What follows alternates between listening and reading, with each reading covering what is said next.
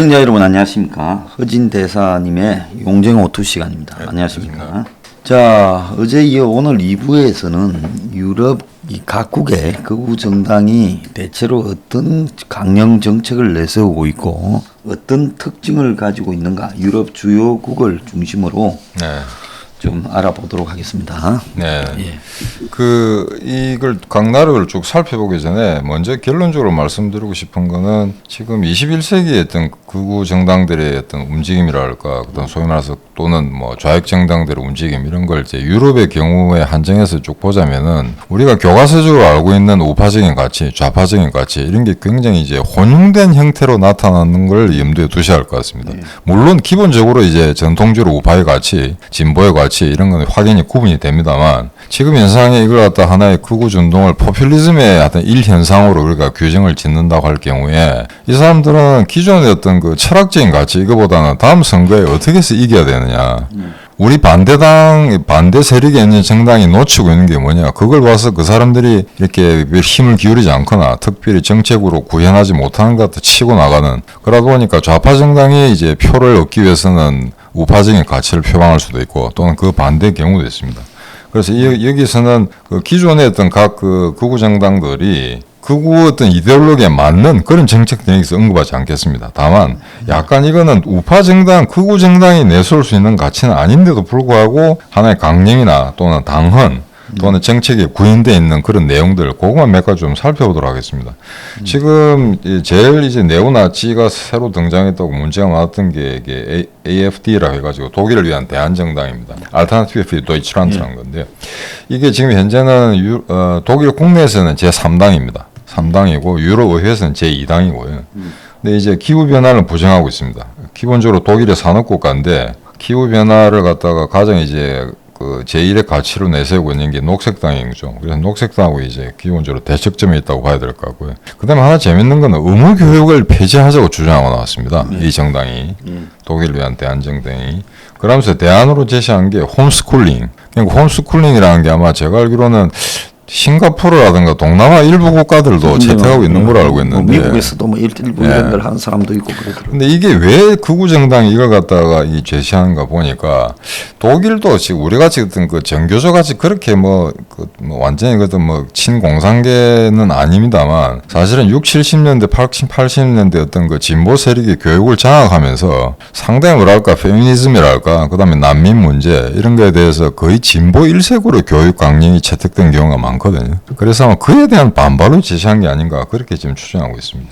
그래서 이제 제가 볼 때 이 정치적 올바름이라는 이런 부분들이 대체로 이 독일에서 보면 특히 2차 대전의 나치 후유증 때문에 계속 사과하고 또 계속 이 핵에 대해서 반대하고 좌파적 가치를 존중하고 이러는 부분 때문에 일정하게 그런 독일 사회에 형성되어져 있는 이런 사회적 관습에 불만을 가진 사람들이 많은 것 같아요. 그렇죠. 이제 지나치다는 거죠. 그러니까 나치에 대한 이제 과오를 갖다가 이게 척결해 나가는 과정에서 지나치게 반나치적인 요소들은 전부 옳은 것이냐, 그게 폴리티컬 코렉트니스의 고유 이념이냐 하다 보니까 온갖 잡다한 그 내용들이 다 들어오게 되는 거죠. 그냥 뭐 무슬림을 갖다가 기독교보다 더 앞에 놓는다든지 지금 어찌 보면은 그 무슬림 자녀들이 더 복지 혜택을 많이 받는 이런 게 독일에서 지금 많은 사례들이 있습니다. 그래서 그에 대한 반발로 나온 거라고 보면 되겠는데 코로나 백신 같은 경우에도 이제 의무적으로 많은 거 반대하고 있습니다. 개인의 자유를 존중해야 하기 때문에 그건 안 된다. 근데 지금 독일은 뭐 비교적 그 접종이 잘 되고 있는 것 같더라고요. 65세 이상 인구는 92%까지 다 접종이 됐더라고요. 예, 그래서 그 코로나는 지금 접종이 잘 되고 있는 것 같고. 그 다음에 이제 두 번째로 프랑스 이제 국민정선입니다. 근데 이 사람들이 사실은 마리르뺑이라는 게 우리나라 언론이나 그다음에 세계 언론에서 굉장히 앞뒤가 막히고 이렇게 고약한 어떤 구구파 여성으로 그렇게 지목이 되어 있는데 사실은 가만히 들여다보면은 굉장히 유연한 여자 같아요. 이게 뭐냐면 이제 지금까지 외교는 우파적으로 하고 경제는 좌파적으로 한다 이래가지고 기존의 프랑스 사회당 정권의 어떤 그 반감을 갖고 있던 공산당 계열 당원들을 많이 끌어냈습니다. 그래서 공산당 지지자들이 어떻게 지금 프랑스 국민전선에 상당히 많이 들어가 있거든요. 그래 이게 지금 현재 당세 확장의 가장 하나 큰 요인으로 작용했는데 지금 아마 다음 그 대통령 선거가 되면은 그 마크롱의 가장 위협을 가할 수 있는 게 마리르병이라고 하고 있거든요. 그래서 그 아버지를 쫓아내버리고 당에서 네, 부녀간에 의절을 하고 예. 상당히 좀 유연하고 탄력적으로 변해가고 있더라고요. 네, 대중 정당으로 가기 위해. 그러니까 극우 정당이 공산당 기존의 공산당 당원에 있는 사람을 끌어들일 정도 같으면은 그건 굉장히 혁신적인 정책 갈 곳 변화가 없는 이 되거든요. 공산당 당원들 중에 일부가 이런 극우 정당이 가지고 있는 정책, 네. 특히 뭐 진짜 오리지널 공산주의자 같으면 프랑스에서 그 지금 이 외국인 노동자 난민 뭐 이런 부분들 때문에 네. 사실은 유럽 극우의 대부분의 정서가 외국에서 들어온 이민 난민이 유럽의 그 이 백인 노동자 출신 그 네이티브들을 위협하고 있다. 그렇죠. 그 본토 출신 사람들을 위협하고 있다. 또 동유럽에서 들어오는 루마니아니 뭐 알바니아니 이런 외국인 노동자들이 저소득층 일자리들을 거의 없애버리고 있다. 이런 부분이 굉장히 불만이 많아가지고 극우의 터전이 된 거 아닙니까?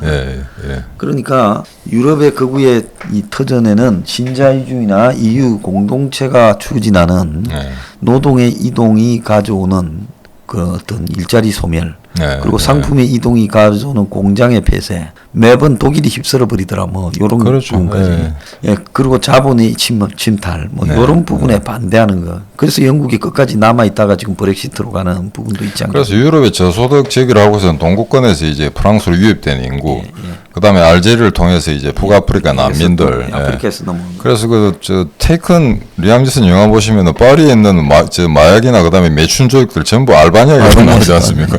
사실도 그렇다 그러더라고요. 영화가 그렇습니다만. 그리고 이 마리르펜 같은 경우에는 아주 철저한 반이유 노선입니다. 뭐 이유 탈퇴까지 주장하기도 하고요. 그래서 과거의 관세 제도를 복원시켜야 된다. 그래야 프랑스 경제가 되살아난다고 하는데 뭐 이거는 어찌 보면은 뭐 드골 대통령의 정신을 그대로 이어받았다 해도 과언이 아닌 것 같습니다. 자, 이 부분에서 이제 트럼프하고 보면 고립주의로 회귀, 그렇죠. 보호무역으로 회귀. 그리고 세계화에 대한 반대 그 트럼프 하나가 좀 말뿐이지만 어쨌든 말로는 일관적으로 담겨 있지 않습니까? 그렇습니다. 그러니까 유럽에도 극우가 그 부분을 일치한다. 그러니까 유럽에도 그 뭐 친 트럼프 지지자들 꽤 많던데. 그래서 지금 유럽의 극우가 표방하고 있는 부분이 반세계화, 반신자유주의다라는 거는 트럼프하고 일치하는 거죠. 맞습니다. 얼마 전에 며칠 전에 보니까 그 나이제르 뭐 트라지입니까? 영국의 독립당 지금은 브렉시트 당을 이끌고 있는 그 영국 극우 정치인이 트럼프의 그 말을 하고 리조트로 찾아가서 둘이 또 만나가 제휴를 했다는 이야기도 또 기사로 나오더만. 이거 뭐 과연 뭐 유쾌한 장면 아닙니다만. 그다음에 이제 네덜란드 제가 했던 네덜란드 자유당인데 이 사람들이 지금 서민 대중 정치를 위해서 이제 노인 요양하고 사회적 약자의 복지를 강화해야 된다. 이걸 이제 기초로 내걸고 있는데 사실은 이거는 이제 좌파적 진보적 가치거든요. 근데 이걸 이제 네덜란드 자유당이 이제 극우 정당입니다. 이게 사람들이 이걸 내걸었고 그다음에 이게 조금 이제 특이한데 되게 이제 무슬림 반대하다 보면은 이제 기독교 어떤 극우파적인 그런 성향들을 많이 나타내는데 이 정당은 그 유대교하고 기독교 교리가 원래는 하나다. 그래서 이걸 좀 화해해야 된다. 정치적으로 화해시켜야 된다. 이런 운동도 전개하고 있는 것 같습니다. 그 네덜란드가 종교적으로 보면 어떻게 보면 원래 개신교죠. 개신교들 이 뭐라고 할까요? 종교 계획대. 그렇죠. 장로교 교회들이 집중적으로 포진해서 네덜란드에 갔지 않습니까? 지금도 그 청교도적인 가치관 유지하는 그 국회의원들 꽤 있습니다. 이 사람들. 그래서 지금 가만히 보면 우리 핵명 21의 가치들을 다 이거 합쳐 놓으면 골고루 유럽의 이 극우 정당들이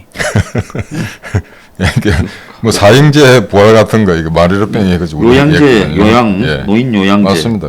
그다음 백신 접종 의무화 반대 사형 뭐 다 그러네요 지금. 다 걸립니다. 뭐 딱 특정 그 유럽의 특정 식당이 우리하고 똑같다고는 이야기할 수 없습니다만 많은 가치를 이제 공유하는 부분이 있고요. 전혀 의식하고 한 건 아닌데 그러네요. 그렇습니다.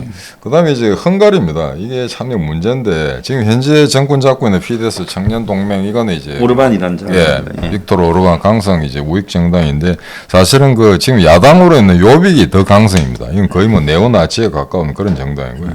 근데 이 사람들이 지금 장기 집권을 하고 있는데 물론 이제 뭐 정치적 그 매니플레이션, 프로파간다가 작용을 하고 있습니다만 일단 기본적으로 저학력, 저소득자, 빈곤 노동자 계층을 이제 타겟으로 삼았습니다. 그래서 이 사람들이 이제 극좌 노선으로 치닫지 않도록 여러 가지 이제 복지 혜택을 제공하면서 계속적으로 이제 친정부적인 그런 성향으로 만들어 나갔죠. 지금 10년 동안 이 사람이 지금 독재를 하고 있는데 그래서 여기 제가 헝가리에서 살았을 때 이야기인데 헝가리는 처음에 체제 전환 있고 난 다음에 사회당이 변신해서 우파 정당하고 번갈아가면서 정치를 했습니다만 사실은 좌파 정당이 정권을 잡았을 때 부패가 더 심했거든요.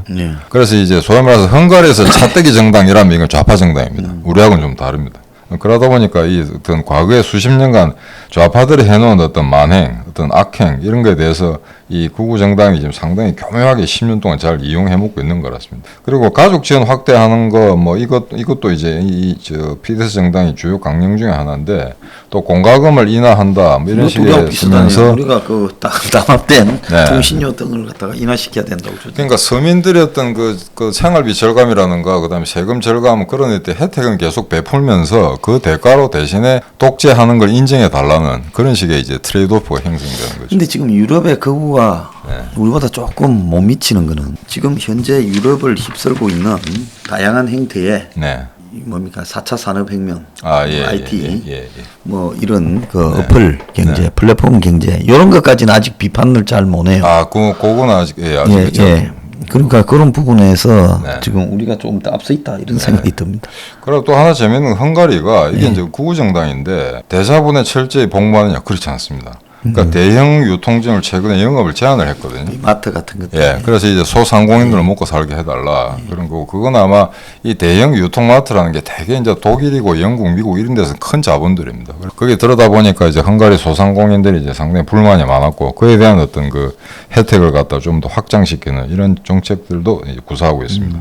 그다음에 헝가리가 상당히 재미나는 게 이게 타이반 2차 대전 때 독일 나치 독일하고 마지막까지 싸웠거든요. 1945년 2월 부다페스트가 함락될 때까지. 거기 가보니까 극우 락 밴드가 굉장히 많습니다. 근데 헝가리 말로 하니까 잘 못 알아듣는데 되게 독일 이제 극우 락 밴드라고 제휴해가지고 공연도 하고 하는 걸 제가 몇 번 본 적이 있습니다만 지금 현재 독일에서는 극우 락 밴드가 200개가 넘습니다. 근데 헝가리도 아마 한 6, 70개 가량 되는 것 같고요. 그래서 이게 뭐라 그러고 소위 말해서 극우파들의 어떤 문화혁명이죠. 그러니까 청소년들이 접근하기 쉬운 락밴드 같은 음악 이런 쪽으로 접근하고 우리도 있습니다. 저 스포시보저를 그 래퍼로 동원해갈 랩으로 좀 할까 생각합니다. 그래서 이거는 근데 여기는 아마 이 극우락 헝가리 극우락은 이건 아마 정통적인 아마 하드락 같습니다. 이거는 브루스 같은 곡은 별로 없는 것 같고요. 메탈 하드락 주로 그쪽으로 좀 하고 있는데 독일 같은 경우는 굉장히 다양합니다. 거기는 뭐 브루스하고 소위 말해서 미국의 어떤 그 컨트리 음악까지 접합한 그런 곡들도 많이 나오고 있고. 자, 그다음에 이제 이탈리아입니다. 이탈리아는 이제 북부 동맹이라는 게 극우 정당인데 최근에는 전국적인 그 어떤 성향, 뭐 전국적인 가치 이런 걸 갖다가 표방하기 위해서 북부란 말을 뺐는데 언론 보도에서는 계속해서 옛날에 그 이름 그대로 이탈리아 북부 동맹을 쓰고 있습니다. 근데 요거는 이제 연방제를 전제로 한 지방군 분권을 지지를 하고 있습니다. 이탈리아는 통일되기 전에도 막 수십 개 영방으로 나눠져 있어 가지고요. 이제 근대화에 상당히 늦은 그런 국가인데. 그러니까 위에 이제 밀란을 중심으로 한 그건 잘 살죠. 그 동네. 위에 지역, 즉 스위스나 프랑스하고 연결된 북부 지방은 좀 잘 살고 그렇죠. 그럼 공업지대니까. 그리고 원래 그 로마르디아 지역이니까 맞습니다. 그런 잘 살고 밑에 남부 농업 지역은 굉장히 못 살죠. 같은 나라지만 이게 북부 남부에 따라서 굉장히 다른데 그래서 이제 북부 지역만 따로 독립하자 해서 북부 동맹이 북부 분리 운동이 한 수십 년간 있었죠. 그 결과에 이제 저게 만들어졌고. 또 한 개는 그 오성운동이라고 이건 뭐 극우라고 볼 수도 없는 일종의 완전 파퓰리즘 정당이 있지 않습니까? 현재 집권당이라고 봐야 되겠죠. 근데 이 정당도 보면은 뭐 좌익계 인사도 영입한다든가 아니면 극우 쪽 그 아주 강성 극우들하고도 이제 그 연정을 하거나 전략적 제휴를 하는 그런 경향들이 많이 있는데 이 이탈리아 북부동맹 이 정당 같은 경우에는 당연히 인종주의적인 그런 색채가 강하죠. 백인 우월주의고 그런 전통적인 요소는 남아 있습니다만은 반난민 정책을 지지하는데 또 최근에는 또 나이지리아 출신 흑인을 갖다가 상원 의원에 공천을 시켜가지고 또 당선을 시키더라고요. 또 이런 어떤 뭐 유연성도 발휘하고 있는 것 같습니다. 그다음에 이제 스페인 폭스 정당입니다. 이 폭스라는 게 이제 영어로는 보이스, 목소리라는 뜻인데 지금까지 이제 그 스페인은 30년대 프랑코 독재의 어떤 유산이 있다 보니까 이 극우 정당이 들어설 여력이 좀 없었습니다만 최근에 이제 2, 3대 자리를 잡았는데 이 스페인의 폭스 정당은 기존 극우 정당의 어떤 그 프레임에서 많이 탈피를 했습니다. 그래서 난민이라든가 이유 문제 이런 데 그렇게 강한 이제 스탠스를 취하지 않고 비교적 온건적인 실용주의적인 그런 노선을 계속 견지하고 있고요. 여기도 보면 우리하고 비슷한 게 하나 있어요. 이 주택을 갖다가 아주 국가가 값싸게 제공한다라는 걸 내걸어가 이번에 대성을 했어요.